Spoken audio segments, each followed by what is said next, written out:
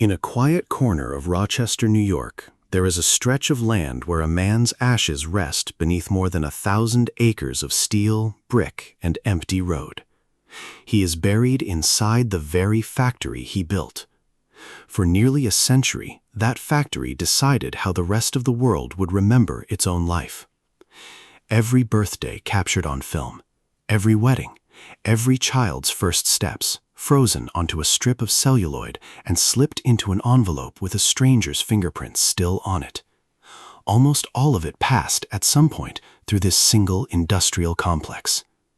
This is the story of the company that taught the 20th century how to remember, and the invention sitting quietly in one of its own laboratories that would eventually end it.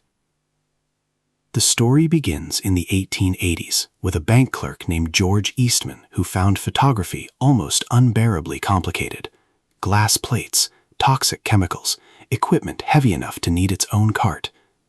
Eastman didn't set out to build the largest photographic factory on Earth. He set out to remove every obstacle standing between an ordinary person and a photograph. He replaced glass plates with flexible film wound onto a roll, and he built a camera simple enough for a child to load. Then he built a business simple enough for anyone to understand. You took the pictures, you mailed in the entire camera. His factory in Rochester developed the film, printed the photographs, reloaded the camera, and sent it home. It was a strange promise for an industrial company to make. Instead of selling a machine, Eastman was selling a memory delivered by mail. And that same instinct for removing friction resurfaced decades later, in 1963, with a drop-in film cartridge called the Instamatic. No threading, no fumbling in the dark. Within a few years, Kodak had sold more than 50 million of them, and photography had quietly become something almost anyone, anywhere, could do without a single lesson. To keep that promise at industrial scale, Eastman built Kodak Park, a manufacturing complex north of the city that eventually grew to more than 150 buildings spread across well over 1,000 acres. Film, paper, chemicals, cameras, nearly everything Kodak sold was designed, mixed, coated, and packaged somewhere inside that single sprawling site. By the early 1980s, Kodak Park alone employed more than 60,000 people in the Rochester area, and Kodak's payroll supported something close to half of the region's entire economy. Globally, the company's workforce would eventually top 140,000. Kodak did not simply sell film, it sold certainty. A yellow box on a drugstore shelf became shorthand for a guarantee that whatever camera you owned, the pictures would come back the way you remembered the moment. The phrase Kodak moment entered ordinary conversation, not as an advertisement, but as a description of life itself. For generations of Rochester families, working at Kodak wasn't simply a job, it was practically hereditary. Parents brought their children in to see the factory floor where they themselves had once trained. The company paid an annual bonus that in good years could equal an entire month's salary, and its founder gave away nearly his own fortune to build the schools, the concert hall. To work at Kodak was to belong to something larger than an employer. For many of the people who lived it, it felt like belonging to Rochester itself. Inside those buildings, film wasn't simply manufactured, it was coated in microscopic layers inside darkened rooms where a single speck of dust could ruin an entire batch. In 1935, Kodak introduced Kodachrome, a color film so precisely engineered that developing it required a chain of chemical baths complex enough that for decades almost nobody but Kodak's own labs could reliably process it. The workers who ran those lines spoke about their craft the way a jeweler might, in fractions of a second and thousandths of an inch. That obsession with precision was backed by one of the most disciplined research operations in American industry. Kodak's laboratories generated thousands of patents across chemistry, optics, and material science, and its engineers were given genuine room to experiment, sometimes for years before a project ever needed to justify itself. It was this culture, more than any single product, that made Kodak so difficult to compete with. And in 1975, that same culture produced the invention that would eventually compete with Kodak itself. A young engineer named Steve Sasson, barely 2 years into his career, had been handed a loose assignment: see what could be done with a new type of image sensor.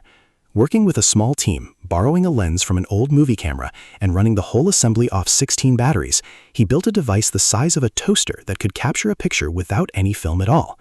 In December of that year, the camera produced its first image, a grainy, black-and-white portrait that took 23 seconds just to save onto a cassette tape. It was slow, it was clumsy, And it was unmistakably the first photograph ever taken by a self-contained digital camera. When Sasson demonstrated it to Kodak's leadership, the questions he received weren't about how the technology worked. They were about why anyone would ever want to look at a photograph on a television screen instead of holding a print in their hands. It would be easy to end the story there, with a giant too blind to see its own future standing in its own laboratory. But the truth is less comfortable than that. Kodak did not destroy the camera or bury the patent in a drawer. It protected the invention, filed for patent rights, and kept researching digital imaging quietly for years afterward. What Kodak failed to do was treat that research with urgency. Film was still generating enormous margins, and not only on the film itself. Every roll sold created 3 more sales downstream, in processing, in printing, in chemicals. A camera that needed no film at all wasn't simply a new product, it was a threat to almost every part of the business at once. So the company chose year after year to keep protecting what already worked.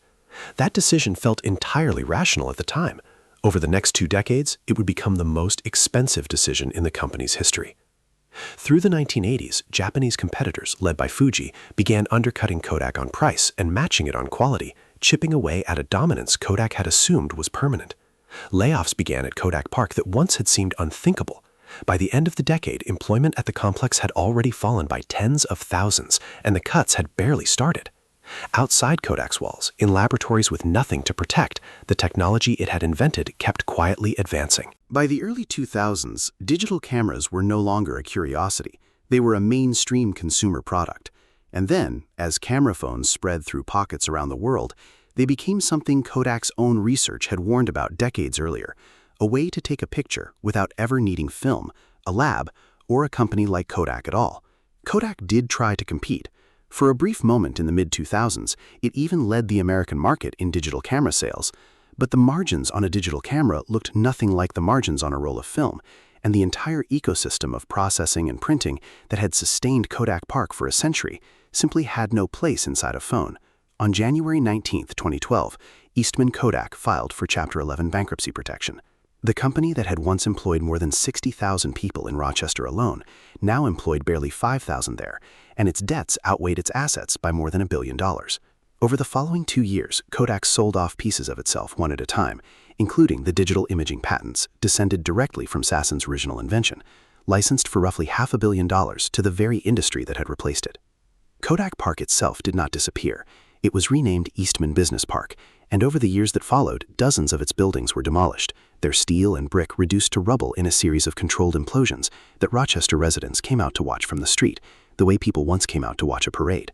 What remained was slowly divided among more than 100 new tenants, chemical manufacturers, pharmaceutical producers, battery and photonic startups, filling a fraction of the space that photographic film once demanded.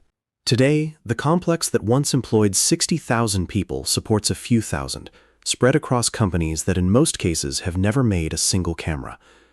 George Eastman is buried at the edge of that same site, close enough to hear the trains that once carried his film to every corner of the country. He built a company on the promise that a photograph could capture something a person never wanted to lose.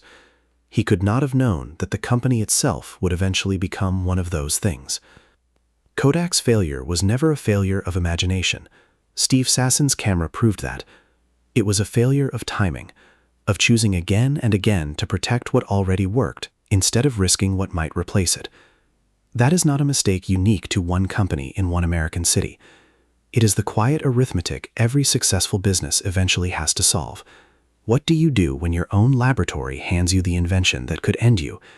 Kodak chose to wait.